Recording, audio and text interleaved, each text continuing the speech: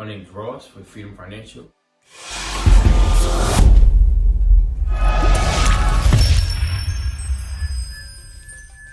Today I'm going to be talking to a specific group of people about finance. Now, normally I talk to the general population, but this time, this message is only for, this message is only for the younger people. When I mean younger, is high school or below. You can take whatever you want away from it if you're in college or older, because a lot of these principles apply to everyone, but some of them will be specific to people in high school or below. Let me get right into it. Now, the first thing I want you to do to ensure you're financially successful in the future, and what I mean by financially successful is you have enough money to buy the car you want, the house you want, you can leave your job, you can do whatever you want, because you'll have a cushion of finances that give you that freedom and those options. Now, the first thing you want to do is find the most financially responsible family member you have and have them open you a credit card under their name. How does that work? Well, if you have a credit card, let's say for instance I have a credit card, I can open a credit card for my brother under my account. So I want you to do the same thing except for the most financially responsible person in your family. And why I say the most financially responsible? Because they're more than likely going to have a good credit score. Why is credit important to being financially successful in the future? Well, I'm about to tell you. Credit equals leverage. You can have $0, but if you have the best credit score, you can leverage that credit score to access funds. When you have a high credit score, the cost to borrow money is lower than when you have no credit or low score. For instance, let's say I wanted to borrow $10,000, but my credit score was very, very low.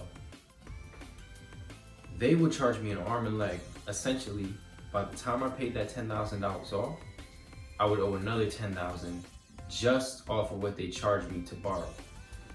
But if I had a great credit score, I can borrow $10,000 and pay only about, let's say, $10,100.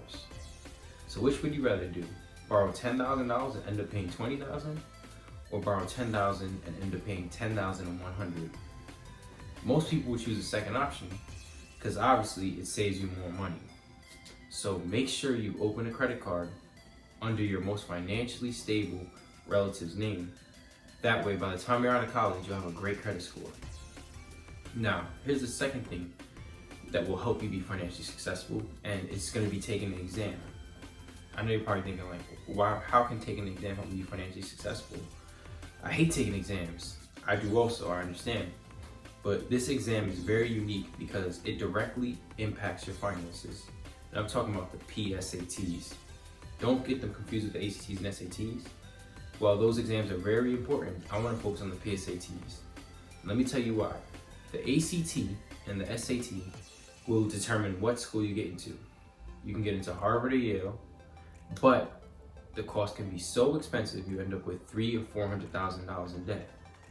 Now the PSATs decide how much money you get in scholarships. If you do phenomenal on the PSATs, you can get a full ride to almost any school. So that's why I'm telling you, focus on the PSATs because it'll lead you to having more money in your pocket when it's time to go to college. Now, third lesson I'm going to tell you might be a little bit harder, but it's definitely worth it, and I hope all of you apply this to your life. And that is putting money aside.